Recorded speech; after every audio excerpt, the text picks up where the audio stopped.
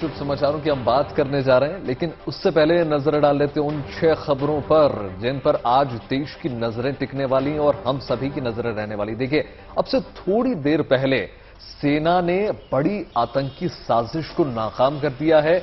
आतंकी 15 अगस्त से पहले उरी जैसी घटना को अंजाम देना चाहते थे, लेकिन सेना ने आतंकियों को घेर लिया और 2 आतंकियों को मौके पर ही मार गिराया। आज सुप्रीम कोर्ट पर भी नजरें सबकी टिकने वाली हैं, क्योंकि आज देखिए सर्वोच्च अदालत में मुफ्त घोषणाओं वाली पॉलिटिक्स यानी फ्रीबीज पर सुनवाई होने जा रही है। आम आदमी पार्टी से लेकर बचाव के मोड में नजर आ रही है और पार्टी का यह कहना है कि मुफ्त शिक्षा और स्वास्थ्य पर लोगों का हक है और ये कोई रेवड़ी स्कीम नहीं है। वहीं देखिए, आज जगदीप धनखड़ उपराष्ट्रपति पदभार संभालने जा रहे हैं और देश की राष्ट्रपति द्रौपदी मुर्मू उन्हें पद और गोपनीयता की शपथ दिलाने जा रही हैं। साथ ही आज नजरें नीतीश कुमार के दिल्ली दौरे पर भी हमारी रहने वाली है, क्योंकि नीतीश आज सोनिया गांधी से मुलाकात करने वाले हैं। आपको बता दें, नए गठबंधन की सरकार के बाद ये नीतीश कुमार का पहला दिल्ली दौरा होगा। साथ ही कोरोना के बढ़ते मामलों में फिर से चिंताएं और बढ़ा दी है, क्योंकि लगातार ग्राफ तेजी से बढ़ रहा है। मुंबई में नए मामले में 80% के करीब उछाल देखा गया। वहीं दिल्ली में भी पॉजिटिविटी रेट 17% के पार पहुंच गया है। साथ ही बात इंटरनेशनल खबरों की भी करेंगे, जिसमें अमेरिका के पूर्व राष्ट्रपति ट्रंप इस वक्त सुर्खियों में है। आपको बता दें, कानूनी शिकंजा कसने के बाद डोनाल्ड ट्रंप ने अब संवैधानिक अधिकार का इस्तेमाल करते हुए अटॉर्नी जनरल के सवालों का जवाब देने से साफ तौर पर इनकार कर दिया है। तो ये वो तमाम खबरें जिस पर आज पूरे देश की नजरें रहने वाली है और पल पल का अपडेट आपको मिलेगा गुड न्यूज टुडे पर।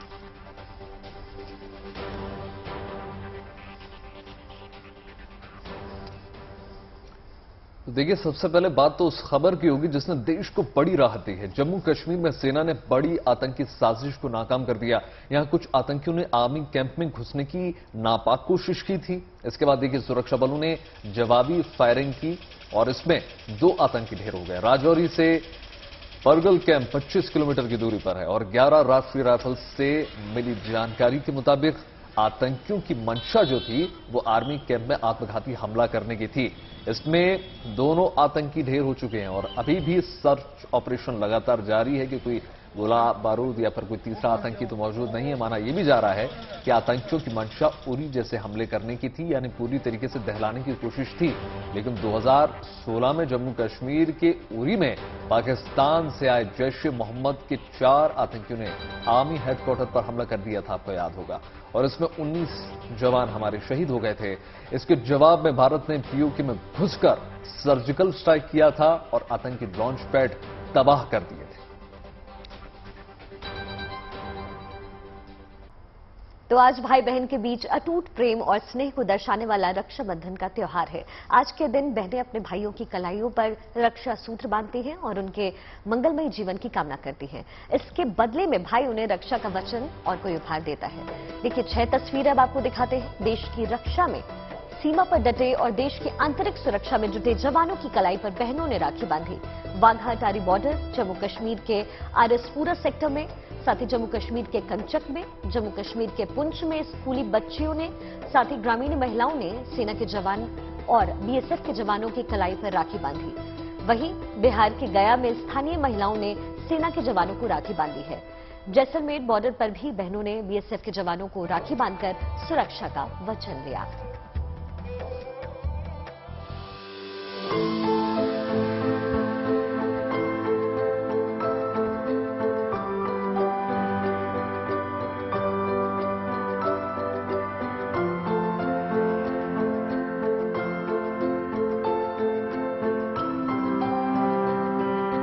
रक्षाबंधन भाई बहन के प्यार का प्रतीक है। एक ऐसा त्योहार जहां भाई अपनी बहन को आजीवन रक्षा का आश्वासन देता है। प्यार और विश्वास पर टिका ये रिश्तों का मजबूत त्योहार तब और भी अहम हो जाता है जब बात हमारी सरहद के रखवालों यानी सेना के जवानों की हो। ऐसी एक कहानी है झालावाड़ जिले के झालरापाटन पुलिस थाने में तैनात महिला कांस्टेबल सुशीला चौधरी की। इनके चेहरे की मुस्कान ही बयां कर रही है कि ये अपने सैनिक भाई को राखी भेजकर कितना खुश हैं। दरअसल सुशीला का भाई राहुल भारत चीन बॉर्डर पर तैनात है। भले ही वो राखी पर घर न आ पाए, लेकिन हर साल की तरह इस साल भी सुशीला उसे पूरे उत्साह से राखी भेज रही हैं। ये 1 या 2 नहीं, पूरी 51 राखियां हैं। और मैं राखियां देते हैं सैनिकों के लिए। मेरा भाई स्वयं आर्मी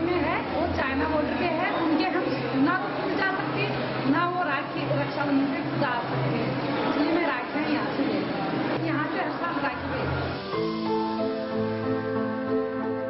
देश के ये वीर अपने परिवारों से मीलों दूर देश की रक्षा में रात दिन जुटे हैं।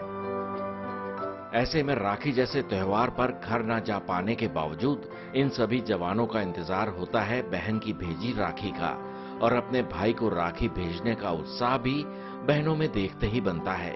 यही वजह है कि सुशीला इन 51 राखियों के साथ सिर्फ अपने भाई के लिए ही नहीं बल्कि बाकी जवानों के लिए भी अपना प्रेम भेज रही हैं।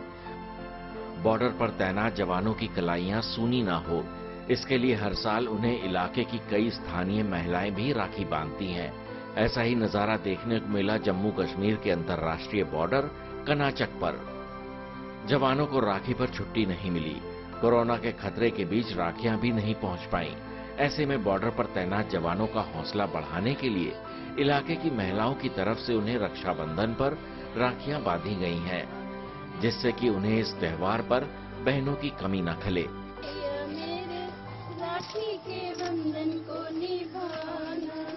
मैं बहुत खुश हूँ, आज मेरे इतने सारे भाई मेरे साथ हैं, तो ये पहला मौका है कि आज मैं अपने भाइयों के साथ हूँ।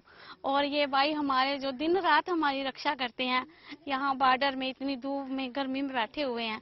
आज हमें लग रहा है कि हम अपने घरों में कैसे सोते हैं, आराम से सोते हैं, और ये हमारी रक्षा करते हैं कड़ी धूप में। हम तो एसी लगा के भी सो जाते हैं, पर इनके यहाँ देखा मैंने इतनी धूप में भी कैसे वो हमारा रक्षा करते हैं, पहरा देते हैं। तो आज मुझे ऐसा लग रहा है कि सच में पहले इनको रक्षाबंधन का होना चाहिए, फिर बाकी वालों को। ये भाई हमारे अपने घरों से दूर, अपनी बहनों से दूर, फैमिली से दूर रहते हैं, तो हमारी बहनों की यही कोशिश रहती है कि इन भाइयों को कोई भी कमी, किसी भी त्योहार में घर की कमी महसूस ना हो। हमें बड़ा अच्छा लगा कि आज हम सभी बहनें मिलके अपने फौजी भाइयों को राखी बांधने आई हैं। इनके भाइयों की हम लंबी आयु की कामना करेंगे, और ये भाई हमारे दिन रात देश की सेवा में लगे हुए हैं। हमारा भी फर्ज बनता है कि हम भी भाइयों के लिए कुछ करें। ये त्योहार भले ही रेशम की एक डोर पर टिका हो, लेकिन इसके पीछे छुपा प्यार और विश्वास फौलाद सा मजबूत है, जो इन जवानों को भी भावुक कर देता है। सर, हमें बहुत अच्छा लग रहा है। हमारे लोकल विलेजर्स और गांव वाले भाई बहनों लोग आते हैं हमेशा, या यहाँ पे होली हो, दशहरा हो, दीपावली हो, कोई भी पर्व में हमें अकेलापन महसूस कभी नहीं होता है। अभी जैसे आज बहनों लोग आई है आकर के हमें राखी बंधन के दिन और राखियां बांधी, हमें ऐसा महसूस हो रहा है जैसे हम अपने घर में हैं।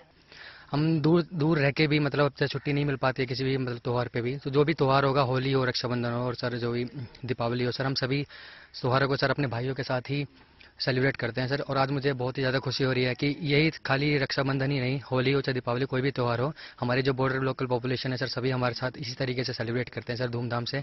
और हमें कभी फील नहीं होता कि मतलब हम घर से दूर हैं। ये सिर जो कभी किसी के सामने झुके नहीं, आज इन स्थानीय महिलाओं के सामने नतमस्तक हैं। देश के खिलाफ उठने वाली हर टेढ़ी नजर को झुकाने के लिए जिन हाथों में हमेशा हथियार रहते हैं, आज उन पर सजी ये राखियां अलग ही छटा बिखेर रही हैं। ऐसा ही एक और भावुक दृश्य वाघा बॉर्डर पर देखने को मिला, जहां नन्ही स्कूली छात्राएं बीएसएफ जवानों को राखी बांधने आईं। इन मासूम बच्चियों से राखी बंधवाने को लेकर जवानों का उत्साह भी देखते ही बना। चेहरे पर मुस्कान बिखेरे ये जवान अपनी नन्ही बहनों से राखी बंधवाने के लिए खासे आतुर नजर आए। जवानों के साथ इस मुलाकात के साथ ये स्कूली छात्राएं भी काफी उत्साहित नजर आईं। उनका कहना था कि मौका मिले तो वो हर साल बॉर्डर पर आकर जवानों के साथ ये त्योहार मनाना चाहेंगी। हम बाघा बॉर्डर आए हैं जवानों को राखी बांधने, क्योंकि वो भी हमारे भाई हैं, क्योंकि वो हमारी रक्षा करते हैं। तो वो अपने फैमिली से दूर है, तो हमें उनकी फैमिली की कमी महसूस नहीं होने देनी चाहिए, इसलिए हम उनके साथ ये फेस्टिवल सेलिब्रेट करने आए हैं। रिश्तों की मिठास के बीच मिठाइयों का आदान प्रदान हिंदुस्तान की संस्कृति और एकता की झलक से रोशन नजर आया। इन सभी चेहरों पर खेलती इन मुस्कुराहटों से साफ है कि देश के त्योहार सिर्फ नाम के त्योहार नहीं हैं, बल्कि एक दूसरे से रिश्ता कायम करने की मिसाल है। झालावाड़ से फिरोज अहमद खान के साथ bureau report, good news today.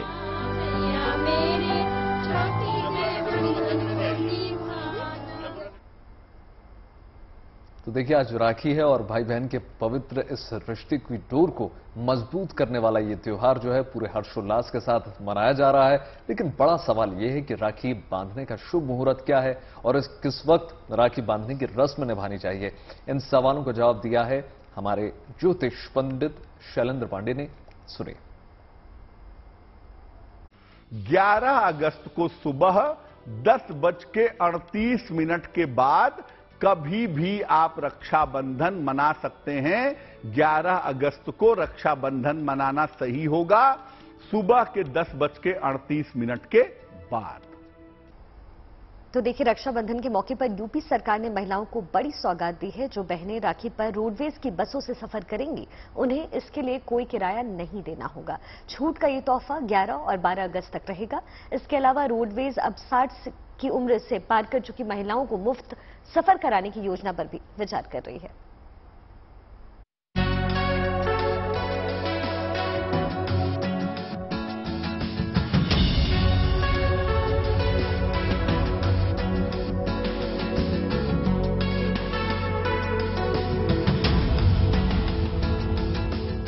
Rakshabandhan से ऐन पहले यूपी सरकार ने महिलाओं को बड़ी सौगात दी है। भाइयों की कलाई पर राखी बांधने दूर दराज जाने वाली महिलाओं को मुफ्त सफर का तोहफा दिया है। इस व्यवस्था में 11 और 12 अगस्त को यूपी रोडवेज की बसों में महिलाओं को कोई किराया नहीं देना होगा। 2 दिन राखी मनाए जाने की वजह से किराए में छूट का फैसला भी 2 दिन के लिए किया गया है, जो 11 अगस्त को रात 12 बजे से शुरू होकर अगले दिन 12 अगस्त की रात 12 बजे तक लागू रहेगा। एक और बात जो गौर करने वाली है, जिसकी जानकारी होना जरूरी है, वो ये है कि 12 अगस्त को रात 12 बजे से पहले शुरू होने वाला सफर अगर 13 अगस्त को खत्म होता है तो भी महिलाओं का किराया नहीं लगेगा। खास बात यह है कि किराए में छूट की ये योजना सभी तरह की बसों पर लागू होगी। इसमें लोकल, एसी, नॉन एसी और लग्जरी बसें भी शामिल हैं। 10 तारीख की रात के 12 बजे से लेकर के 12 तारीख के 12 बजे रात तक 48 घंटे निःशुल्क यात्रा के लिए माननीय मुख्यमंत्री जी ने सहर्ष स्वीकृति प्रदान किया है। और आज 150 बसें, जो नई बसें, जो आजादी के अमृत महोत्सव में हम लोग हर जनपद को 2 बसें आज माननीय मुख्यमंत्री जी के हरी झंडी देकर के रवाना की। यूपी सरकार के इस फैसले का स्वागत महिलाएं भी कर रही हैं। उनका मानना है कि इस फैसले के बाद उन्हें त्योहार मनाने में खासी सुविधा होंगी। काफी अच्छी बात है, ये सरकार ने बहुत अच्छा स्टेप लिया है, जिससे कि जितने भी हमारी विमेंस है फ्री राइड कर सकेंगी। रक्षाबंधन का एक गिफ्ट समझ लेते हैं हम इसे। बहुत अच्छी चीज है। हाँ, हम लोगों के लिए तो वह बहुत अच्छा है कि जितनी महिलाएं अपने मायके जाती हैं या कहीं भी जाती हैं तो उनके लिए तो फ्री है 2 दिन के लिए। तो सरकार अच्छी चीज है। बहुत अच्छा लग रहा है सुनकर के। मेरा तो घर ही यहीं पे है, तो मुझे भी लौटना भी है, तो मेरे लिए तो अच्छा ही है। फ्री सफर हो जाएगा? हाँ हो जाएगा। क्या चाहती है, हमेशा फ्री रहे? हाँ, नहीं हमेशा नहीं कह सकते ना, ये तो फिर एक प्रस्ताव जो बता रहे हैं 60 साल के ऊपर में महिलाएं उनका फ्री होने का है, उसको कैसे देखते हैं? वो तो अच्छा इनिशिएटिव है, अच्छा, काफी अच्छा है। इसके अलावा यूपी रोडवेज बुजुर्ग महिलाओं को भी सौगात देने में जुटी है। इसके तहत वो 60 साल से ऊपर की उम्र की महिलाओं को आजीवन मुफ्त सफर कराने की तैयारी में है। इससे जुड़ा प्रस्ताव कैबिनेट की मंजूरी के लिए दिया जा चुका है। इसके साथ ही यूपी रोडवेज लगातार अपनी पुरानी बसों को रिप्लेस कर रहा है। नई बसें चलाई जा रही हैं। आजादी के जश्न के मौके पर 75 जिलों से खास तौर पर 2 बसें स्वतंत्रता सेनानियों के नाम पर चलाई जा रही हैं। मुख्यमंत्री योगी आदित्यनाथ ने बुधवार को 150 बसों को हरी झंडी दिखाकर रवाना किया है।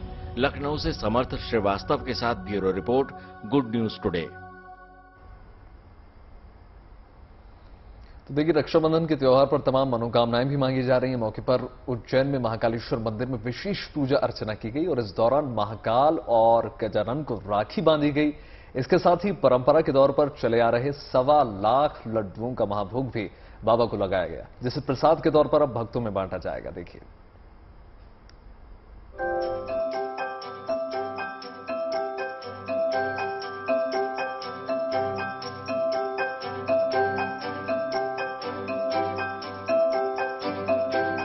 इतने ज्यादा लड्डू आपने नेताओं या फिर सियासी पार्टियों के जश्न में ही देखा होगा, लेकिन यहाँ इन लड्डुओं को बनाए जाने का मकसद कुछ और ही है। इन लड्डुओं का इस्तेमाल महाकाल के भोग के लिए किया जाएगा, जिसे एक परंपरा के तौर पर सालों से निभाया जा रहा है। सावन के पूरे महीने महाकाल की पूजा अर्चना के बाद अब समय आ चुका है उनके महाभोग का।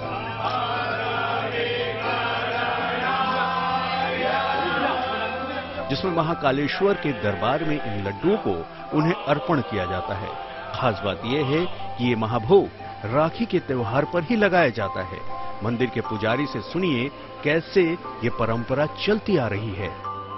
रक्षाबंधन के समय सावन मास की समाप्ति होती है, उसमें 1.25 लाख लड्डुओं का भोग से भगवान का अर्पण किया जाता है। और यही प्रसाद जो शिव भक्त होते हैं और जो 1 महीने उपवास रखते हैं, तो भगवान महाकाल का प्रसाद ग्रहण करके अपना उपवास को तोड़ते हैं।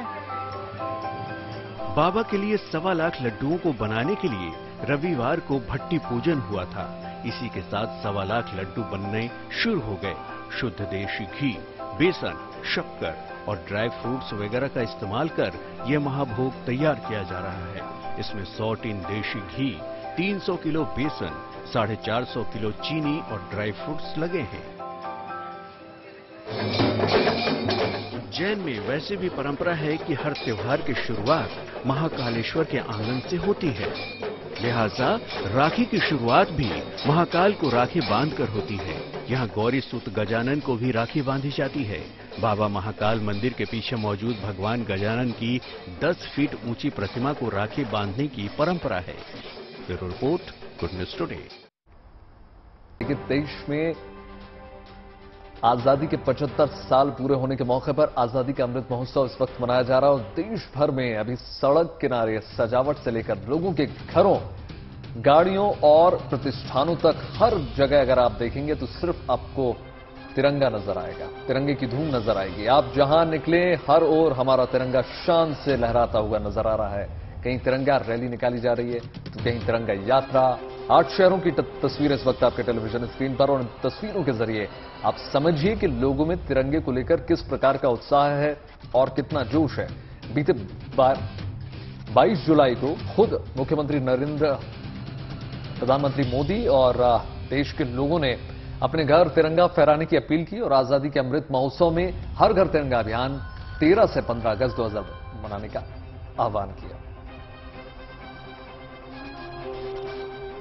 और देखिए, आजादी के अमृत महोत्सव में अब तक आपने कई तस्वीरें देखी होगी। अब आपको सूरत की एक तस्वीर दिखाने हम जा रहे हैं जो बेहद ही खूबसूरत नजर आ रही है। आपको बता दें, असल में यहां ताप्ती नदी पर एक तिरंगा यात्रा निकाली गई जो अपने आप में ही बड़ी शानदार नजारे पेश करती है। देखिए,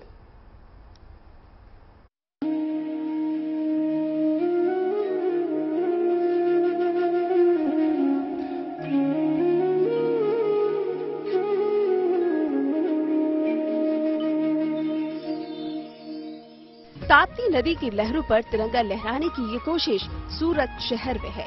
मौका जश्न आजादी से पहले का आजादी के अमृत महोत्सव का है, जहां नावों पर सवार होकर लोग तिरंगा हाथ में लिए देश की आजादी के महत्व को समझाने की कोशिश कर रहे हैं।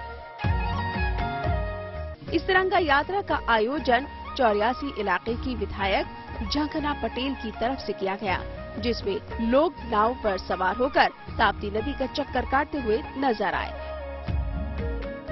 ऐसी नावों की संख्या 10-20 नहीं बल्कि उससे कहीं ज्यादा। इस तिरंगा यात्रा का आयोजन 75 नावों के साथ किया गया, जिसकी आसमानी ऐसी नावों की संख्या 10-20 नहीं बल्कि उससे कहीं ज्यादा। इस तिरंगा यात्रा का आयोजन 75 नावों के साथ किया गया, जिसकी आसमानी तस्वीरें लेने के लिए ड्रोन का इस्तेमाल हुआ। खास बात यह है कि गुजरात में ताप्ती नदी में बोट पर तिरंगा यात्रा का आयोजन पहली बार किया गया है। यही वजह है कि इसे देखने वालों की संख्या भी अच्छी खासी रही। यात्रा का आयोजन ONCC ब्रिज मगदल्ला ओबरा से उमरा ओबरा तक किया गया। इन नावों को भी दिलचस्प अंदाज से सजाया गया। यात्रा में नावों पर सवार लोग जोश से भरपूर नजर आए। सिर्फ गुजरात ही नहीं, कई और शहरों पर भी जहां इस तरह पहले भी नदी या झीलों पर तिरंगा यात्रा का आयोजन किया जा चुका है। आजादी के अमृत महोत्सव कार्यक्रम को लेकर देश में अलग अलग कार्यक्रम किए जा रहे हैं, जिसमें कहीं बाइक रैली, कहीं पद यात्रा तो कहीं धरोहरों को सजाने के साथ ही नावों पर तिरंगा यात्रा निकाली जा रही है। Bureau report, good news today. तो देखिए, पूरा देश तिरंगे के रंग में रंगा नजर आ रहा है और इस उत्सव को लेकर लोगों में कितना जोश है, इसका अंदाजा आप स्वतंत्रता दिवस से पहले राष्ट्रीय ध्वज की जो बिक्री है उसको देखकर आप लगा सकते हैं, जो रिकॉर्ड इस वक्त बना रही है। और सिर्फ असम में अब देखिए 16 करोड़ रुपए से ज्यादा के तिरंगे की बिक्री इस वक्त हो चुकी है। देखिए, असम में 15 अगस्त से 6 दिन पहले ही तिरंगे की बिक्री ने कीर्तिमान अपने नाम रचा दिया और अब तक राज्य में हर घर तिरंगा अभियान के तहत कुल 16 करोड़ से भी ज्यादा कीमत के तिरंगे बेचे जा चुके हैं। और देखिए, मंगलवार तक असम में स्वयं सहायता समूहों द्वारा तैयार किया गया कुल 32,48,134 राष्ट्रीय झंडों की बिक्री भी हो चुकी है। इससे जुटाई गई कुल रकम की अगर बात करें तो ये तकरीबन 12 करोड़, लगभग 12.5 करोड़ के पार जा चुका है। देखिए कितना बड़ा ये आंकड़ा है और हर घर तिरंगा अभियान शुरू होने के बाद से अब तक करीब 53 लाख झंडे बेचे जा चुके हैं। राज्य में 23,000 से अधिक स्वयं सहायता समूह के सदस्यों द्वारा कुल मिलाकर अगर देखें हम तो ये 35,95,167 राष्ट्रीय ध्वज सिलकर तैयार किए जा चुके हैं। साथ ही असम राज्य ग्रामीण आजीविका मिशन के तहत स्थानीय स्तर पर तैयार किए गए 33 लाख तिरंगों की भी बिक्री हुई, जबकि अन्य 20 लाख तिरंगा दुकानों के माध्यम से बेचे गए। बिल्कुल, देखिए राज्य सरकार ने राष्ट्रव्यापी कार्यक्रम के तहत 13 से 15 अगस्त तक शैक्षणिक संस्थानों सहित जो घर हैं सरकारी और निजी संस्थानों में 80 लाख राष्ट्रीय ध्वज फहराने का लक्ष्य रखा, जिसके तहत लगातार कार्य जारी है। तो इसी तरीके से देश पूरी तरीके से अब हो चुका है तैयार। देखिए, इस बार देश की आजादी का जश्न कई मायनों में खास होने जा रहा है। इस बार दिल्ली में होवित्जर तोप की जो गर्जना है वो आपको सुनाई देने वाली है। साथ ही रक्षा मंत्रालय ने इसकी तैयारियां मुकम्मल कर ली है। इस तोप को रक्षा अनुबंधन विकास संगठन ने डिजाइन किया है।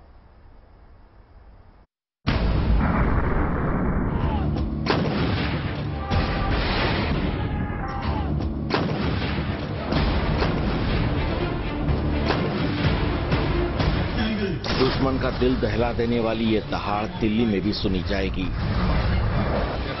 मौका होगा आजादी के जश्न का, 15 अगस्त की सुबह का, जब होवित्जर तोप 21 तोपों की सलामी बेड़े का हिस्सा बनेगी। पूरी तरह मेक इन इंडिया की सोच की तहत बनी ये तोप हिंदुस्तान की अपनी मेहनत का शाहकार है, जिसे रक्षा अनुसंधान विकास संगठन ने तैयार किया है और इसे नाम दिया है advance towed artillery gun system का। ATAGS औपचारिक रूप से अब तक इस्तेमाल की जा रही ब्रिटिश तोपों के साथ 21 तोपों की सलामी देगी। तोप का इस्तेमाल करने की पहल स्वदेश में ही हथियारों और गोला बारूद विकसित करने की भारत की बढ़ती क्षमता का प्रमाण होगी। समारोह के लिए इस तोप में कुछ तकनीकी बदलाव किए गए हैं। रक्षा मंत्रालय की तरफ से दी गई जानकारी के मुताबिक स्वतंत्रता दिवस पर इसका इस्तेमाल किया जा सके, इसे देखते हुए DRDO की एक टीम ने इस पर काम किया है। We are going to use an indigenously designed and developed gun for the ceremonial 21 gun salute. As you are aware, we have developed ATAGS gun, which has been designed by DRDO and manufactured by industry partners. And this gun is now being specially customized.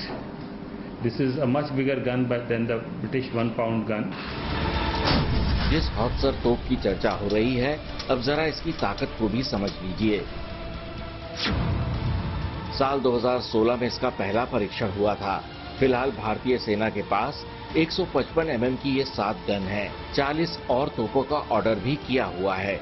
इसके अलावा 150 और तोप भी बनाई जाएंगी। इसे चलाने के लिए 6 से 8 लोगों की जरूरत पड़ती है।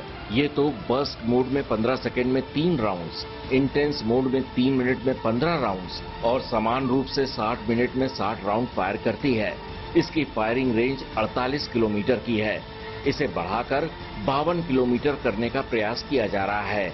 इस गन का वजन 18 टन है। इसकी नली यानी बैरल की लंबाई 8060 मिलीमीटर है। ये -3 डिग्री से लेकर +75 डिग्री तक एलिवेट की जा सकती है। इसमें थर्मल साइट और गनर्स डिस्प्ले लगा हुआ है।